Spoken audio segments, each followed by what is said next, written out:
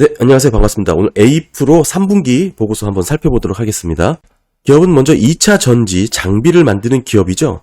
뭐 보시면 그냥 일반 충방전기, 그러니까 일반 춘전기랑 이제 고온 가압 충방전기 이렇게 좀 구분해서 이렇게 보실 수가 있는데, 지금 고온 가압 충방전기 방식이 아무래도 지금 매출 비중이 점차 늘어나고 있고요. 뭐 지금 분기 보고서에는 이게 두 개가 합쳐져서 그냥 나왔는데, 기업이 이제 실질 매출은 뭐 일반 충방전기, 즉 그리고 고온 가압 방식의 충방전기 이렇게 양분돼 있다고 이렇게 보시면 될 것 같습니다. 이 대부분의 이제 매출은 LG 에너지 솔루션으로부터 이제 발생을 하고 있고요. 매출이 이제 LG 에너지 솔루션과 어느 정도 매출 수주의 흐름이 유사하게 흘러간다라고 보시면 될 것 같습니다. 2020년 1분기까지 90%가 넘는 비중이 LG 에너지 솔루션에 집중되어 있기 때문에 그 부분은 좀 감안해서 보셔야 될 것 같고요. 네, 기업의 종속회사로는 총 6개가 있습니다. 대부분 주요 종속회사는 아니고요. 보시게 되면 이제 중국 지사가 있고, 이 마찬가지로 이 중국 지사 또한 LG 에너지 솔루션, 즉 LG 화학 관련된 현지 공장 제품 설치를 대응하기 위해 세워진 현지 지사라고 보시면 될 것 같고요. 또 하나는 전력 반도체, 지금 갤륨 나이트라이드죠. 관련된 연구 개발을 하는 종속기업으로 A프로 세미콘을 지금 종속기업으로 보유하고 있습니다. 더불어서 관계기업도 한번 보시게 되면 아까 살펴봤던 부분이고요. A프로 폴란드도 있는데 이 또한 마찬가지로 이 중국 지사와 마찬가지로 LG그룹, LG 에너지 솔루션 그룹, LG 화학 관련된 현지 공장 제품 설치 대응을 위해 세워진 지사로 보여집니다. 현재 자본금 납입이 이루어지고 있진 않지만 내용 보시게 되면 아직까지는 좀 유예를 받아서 조금 유예를 받았다는 부분 확인이 되죠. 이게 지금 관련 현지 법에 따라서 외국인 투자 법이죠. 현재 이제 자본금 납입이 실제 이루어지지 않아도 그 나라에서 회사 설립과 운영이 가능하다는 그런 조항이 있기 때문에 현재 이렇게 운영이 되고 있는 것으로 볼 수 있습니다.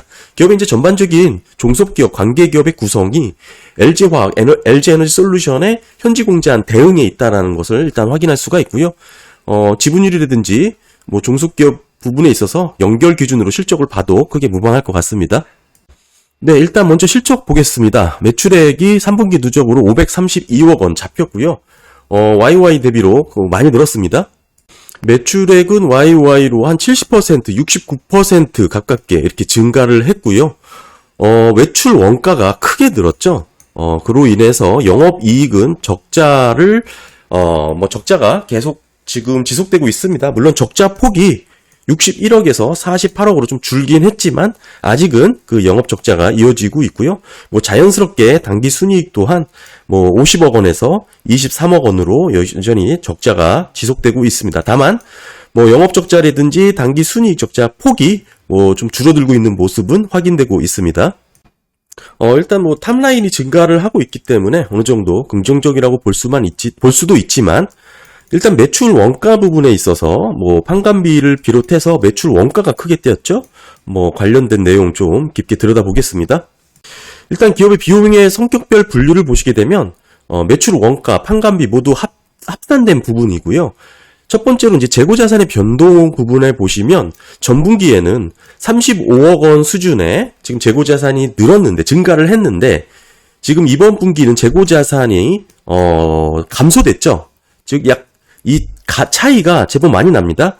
결국에는 재고자산이 늘어야 매출 원가 부분에 있어서 마이너스로 잡히기 때문에 영업이익에 있어서 긍정적인 효과가 나타났는데, 지금 이번 분기는 재고자산이 줄면서 매출 원가죠. 매출 원가가 늘어나는 그런 결과를 갖고 왔습니다.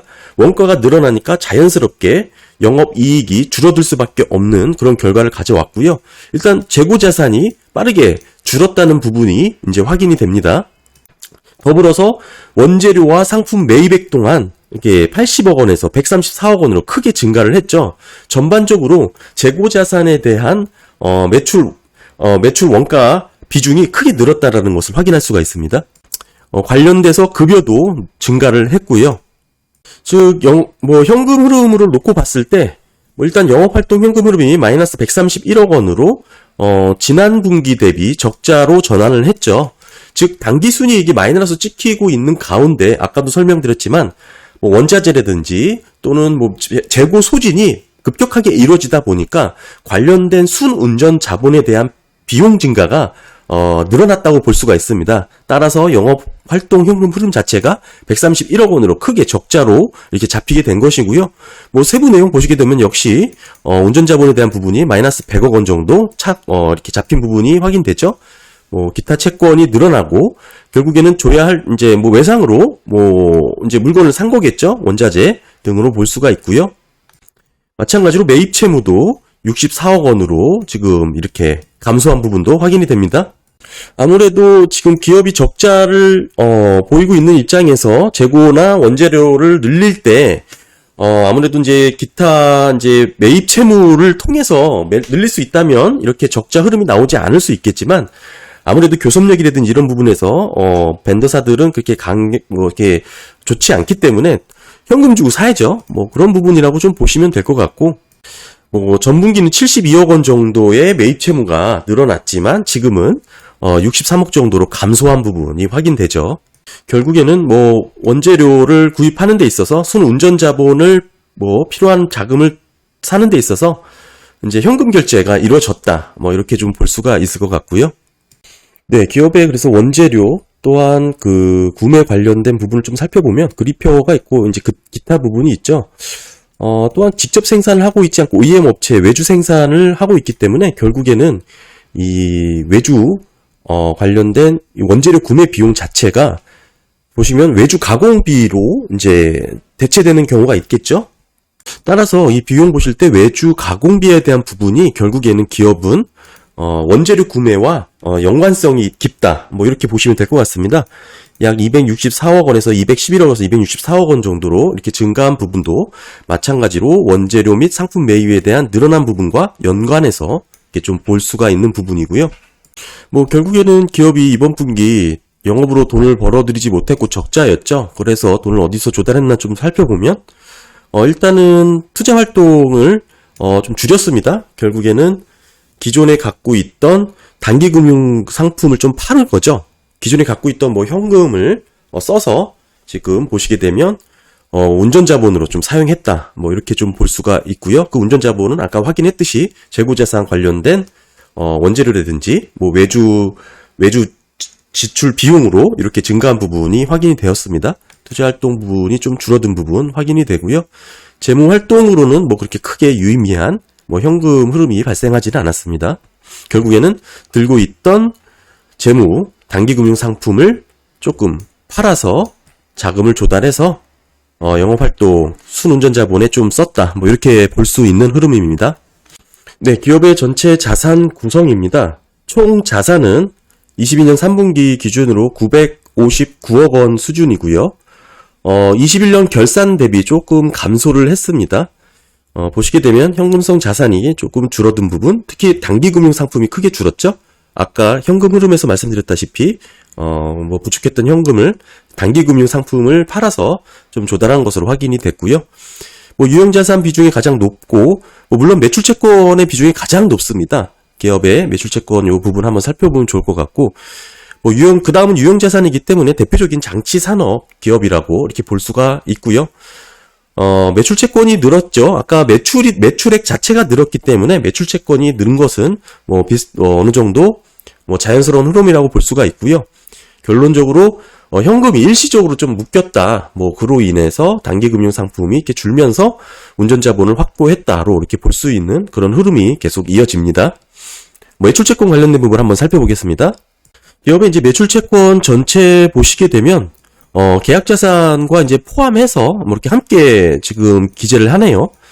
근데 아까도 말씀드렸다시피 지금 대손충당금 자체가 그렇게 많은 비율로 잡혀 있지 않죠. 그러니까 리스크가 많이 높다고 평가를 하지 않은 것입니다. 왜냐하면 지금 기업의 이제 전방 산업, 즉 지금 매출처가 말씀드릴 때 LG화학, LG에너지솔루션에 집중되어 있기 때문에 90% 이상이 LG그룹사에 집중되어 있기 때문에 사실상 매출채권과 계약자산에 대한 리스크가 높다고 보기에는 어렵죠. 지금 현재 매출 구조가 매출채권이 상당히 높다고 하더라도 이게 현금에 대한 현금에 대한 운영에 대한 리스크는 좀 있을 수 있어도 뭐 현금을 못 받는다든지 뭐 매출채권에 대한 충당금이 높게 설정된다든지 하는 그런 리스크는 보이지가 않습니다. 그러니까 쉽게 말씀드려 현금이 빠르게 돌지 않는다. 뭐 그 정도로 보시면 될 것 같고요. 그리고 아까 줄어든 단기 금융 상품 보시더라도 예적금이죠. 뭐 현금 조금 현금이라고 보시면 될 것 같습니다. 네, 다음은 기업의 이제 부채인데요. 뭐 보시는 것처럼 기업의 부채가 뭐 거의 없습니다. 네, 지금 뭐 실질적으로 뭐 금융부채는 없죠. 뭐 이자를 납부해야 되는 금융부채는 뭐 리스부채 일부 있는데 거의 없는 수준이고요. 전부 매입채무, 운전자본 부채라고 볼 수가 있어서 기업의 이제 재무 건전성은 상당히 우수하다고 볼 수 있을 것 같습니다. 뭐 실질 기업의 부채 비율은 65%고요. 유동 비율은 177%이기 때문에 재무적으로는 상당히 안정적인 기업이라고 볼 수가 있습니다. 다만 이제 자본의 구성 현황을 보시면 이익 잉여금보다 자본 잉여금에 대한 비중이 상당히 높죠. 즉 이 얘기는 기업이 이제 영업으로 벌어들이는 이익이 점차 계속 감소하고 있는 부분인 거고요. 주식을 팔아서 자금을 조달했던 그런 모습이 확인되고 또한 21년 결산 대비 자본금이 늘어난 것으로 봐서도 주식을 증자한 부분도 이렇게 확인이 되죠. 좀 살펴보겠습니다. 네, 기업의 이제 증자 현황 보시면 스톡옵션 관련해서 뭐 이렇게 주식매수 선택권 행사한 부분도 있고요. 무상증자를 뭐 단행하기도 했었습니다. 뭐 전환권 행사한 비율도 이렇게 확인이 되고요.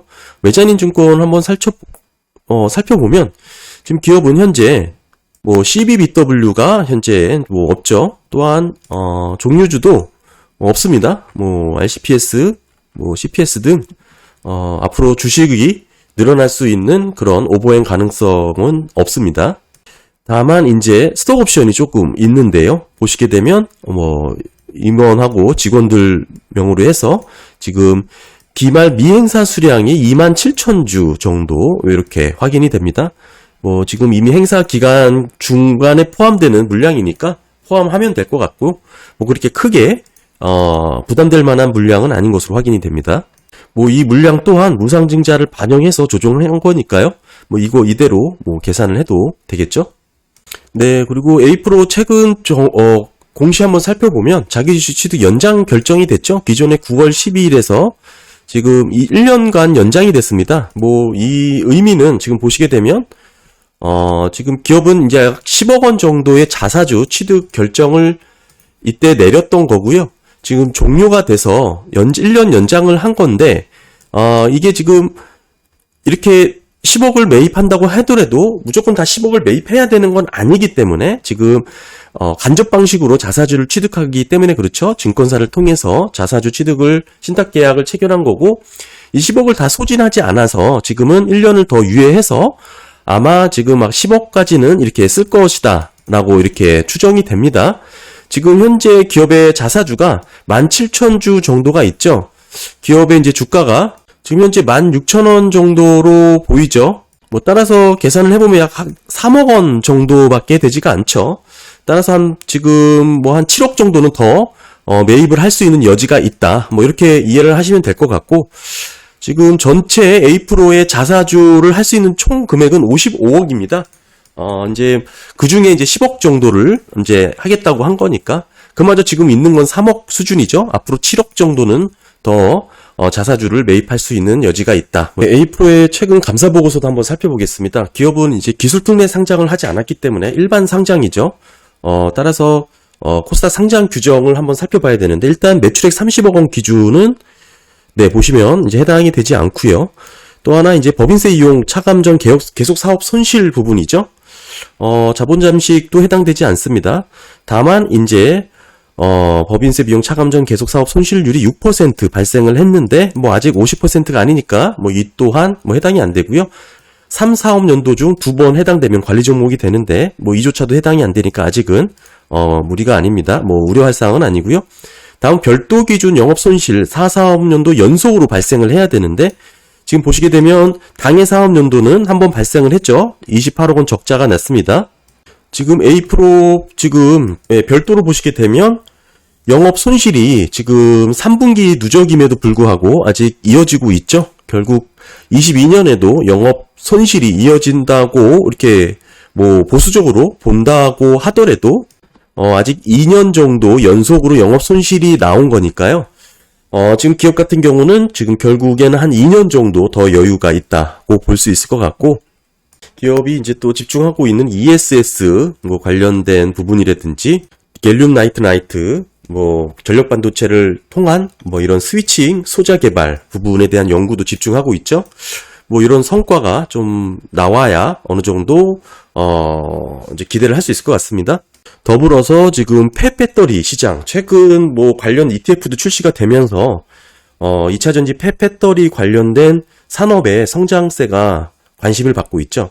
사실 A프로가 지금 적자인 기업임에도 불구하고 제가 관심을 갖고 좀 이렇게 들여다보는 이유가 이 총 3가지인데요.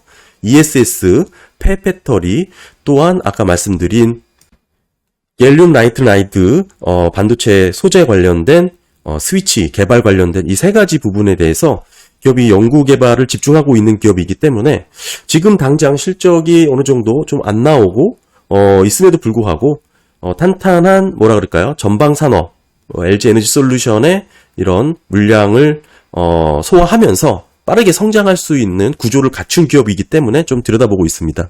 뭐 일단 오늘 분기 보고서 한번 살펴봤고요. 아직은 기업이 이제 연구개발하고 있는 관련 신사업 분야에 대한 뭐 두드러진 매출에 대한 부분은 확인이 안 되지만, 그럼에도 뭐 그렇게 관심 갖고 집중해서 성장할 수 있는 산업군이 상당히 많이 이렇게 겹치는 기업이기 때문에 관심을 갖고 한번 지켜보시는 게 좋지 않을까 생각을 합니다. 간단하게 A프로 3분기 보고서 한번 살펴봤습니다. 감사합니다.